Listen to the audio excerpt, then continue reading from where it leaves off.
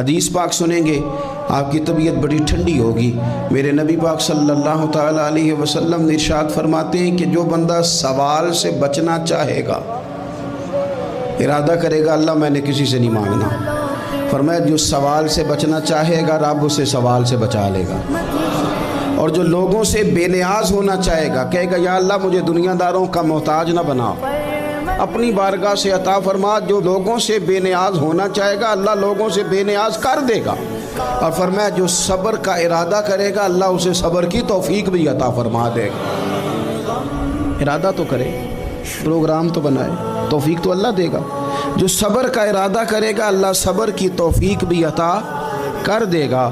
اور حضور صلی اللہ تعالیٰ علیہ وسلم فرمانے لگے یاد رکھو کسی بندے کو جو بہترین تحفہ دیا گیا ہے نا، اگر کسی کو کوئی بہترین عطیہ ملا ہے تو پھر اللہ تعالیٰ نے اسے صبر عطا فرمایا ہے۔ یہ بہترین تحفہ ہے، اس سے زندگی سنور جاتی ہے، اس سے انسان باوقار اور مطمئن ہو جاتا ہے، اس سے اس کے شب و روز آسانی سے بیتتے ہیں، وہ دنیا کی پک ڈنڈیوں سے آسانی سے گزر کے اللہ کی بارگاہ عالی مرتبت میں سرخرو ہو کر حاضر ہو جاتا ہے۔ لیکن اگر بے حوصلہ ہو، صبر نہ ہو، پھر نقصان روز بروز بڑھتا ہے۔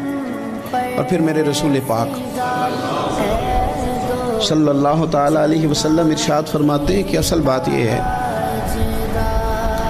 کہ اللہ تعالیٰ نہ کسی بندے کا درجہ بلند کرنے کا ارادہ فرماتا ہے، لیکن اس کے اعمال اس طرح کے نہیں ہوتے کہ اس کا درجہ بلند کیا جائے۔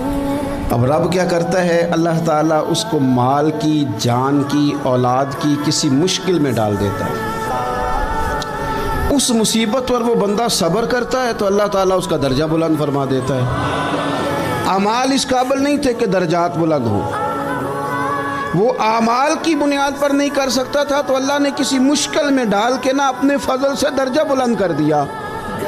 اب جو راہ طریقت کا مسافر تھا، جو سلوک کی منازل طے کر رہا تھا، جو اللہ رسول کے قریب جانے چاہ رہا تھا، اس کے لیے کتنی آسانی ہو گئی کہ مجاہدہ تو زیادہ نہ کر سکا، کثرت سے نفلی صوم و صلات کا بندوبست تو نہ کر سکا، تھوڑا سا صبر کیا، رب نے اپنا اور اپنے محبوب کا قرب عطا فرما دیا۔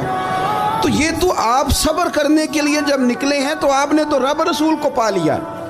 یہ صبر تو وہ والا سفر ہے جس کی جو منزل ہے وہ اللہ رسول کا قرب ہے۔ ہم لوگ تھوڑی تھوڑی باتوں میں حوصلہ ہار جاتے ہیں، صبر چھوڑ جاتے ہیں، پریشانی بڑھ جاتی ہے، پتہ نہیں ایسے محسوس ہوتا ہے کہ جیسے یہی بندہ دنیا کا سب سے دکھی بندہ ہے۔